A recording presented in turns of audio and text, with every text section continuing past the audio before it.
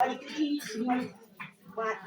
प्रधानाचार्य जी और दिव्या गायत्री जी, शोभा गायत्री जी, कनिका सभी आचार्य महोदया और आचार्य महोदय और मेरी बहनें जो भी आई है उन सबको, बड़ों को मेरा प्रणाम, छोटों को मेरा शुभ आशीर्वाद, यही मेरी कामना है। और आज हमारे विद्यालय सरस्वती मंदिर शिशु मंदिर पांखू में आयोजित सप्तशती संगम कार्यक्रम की अध्यक्षता करना मेरे लिए एक सौभाग्य की बात है और गौरव की बात है। यह कार्यक्रम नारी शक्ति के सम्मान और उनके योगदान को नमन करने का एक सुंदर प्रयास है। वास्तव में नारी ही सृष्टि की जननी, शक्ति की गति और संस्कृति वाहक है। जिस समाज में नारी का आदर होता है वही समाज प्रगति और समृद्धि की ओर अग्रसर होता है।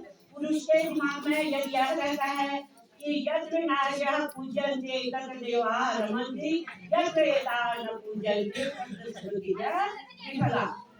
तो ऐसा है, यदि वह पुरुष के दिमाग में आएगा, इसको तो मैं किसी घर से बड़े अरमानों के साथ आया था, आज मैं अपने दुर्घटना से इसका भगावन कर रहा हूँ, तो ये तो बड़े अफसोस की बात है। उस कन्या का जिसके माँ बाप उसको सौंपते हैं, विश्वास करके सौंपते हैं, उसको धोखा देके उसकी मारपीट कर देता है। यहाँ से हम हिमालय इंटर कॉलेज में गए थे, मैडम ने कहा था, मैडम आप सभी भाई बहनों से हम कहते हैं आप लोग नाराज मत होना, हमारी मैडम लोगों के लिए आप लोग बात करेंगे 5 बजे के बाद मत करना, क्योंकि उनकी हालत बहुत दयनीय हो जाती है मैडम लोग।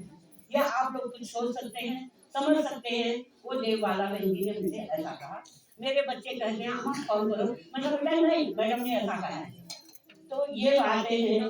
तो इसलिए जिस समाज इसीलिए कहा गया है, ये मैंने आपको बता दिया है, आज के समय में महिला हर क्षेत्र में अपना साथ दे, कला देखिए, समाज सेवा, शिक्षा, विज्ञान, राज्य, हर जगह वही ऐसी नहीं है जहाँ पर कि वह नारी पुरुषों का साथ नहीं दे रही है। एक नारी जो है पुरुषों के सामने ये देखती है कि हमें ना अपना समझे कोई, हम भारत की नारी है, कोमल कोमल फूल नहीं, उनको ज्वाला की बुराई है। ये अब तो हमारी बच्चों ने अभी क्या दिखाया था, लक्ष्मी बाई का है, इसलिए यह है। तो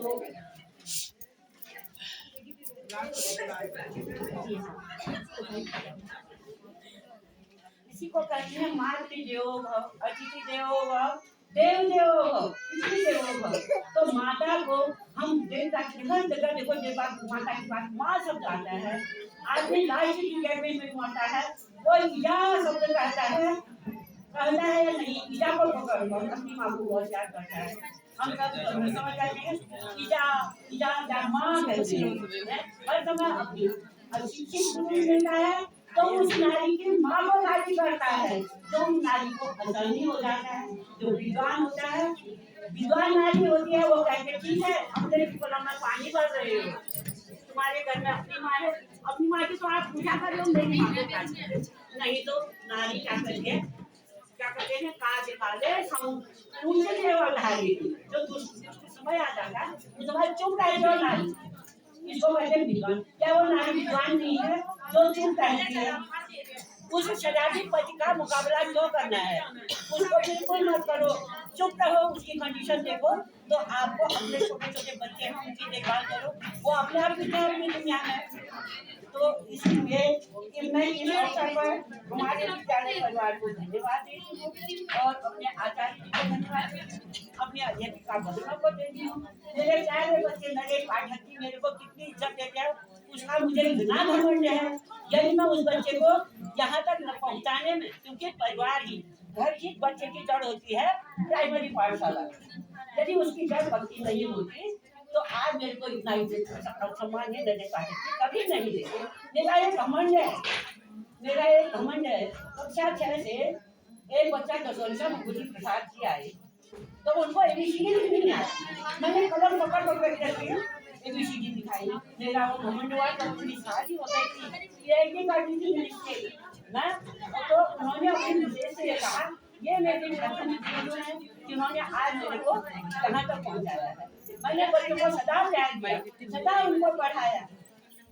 देर में जाती थी लेकिन मैं सीधे उस क्लास में चले जाती थी। ये बताएंगे मैं सीधे क्लास में चले जाती थी, जो क्लास खाली हुई मैं उसको अपना संयोजन लगाती थी। ये मेरा घमंड है कि मैंने बच्चों को कभी धोखा नहीं दिया।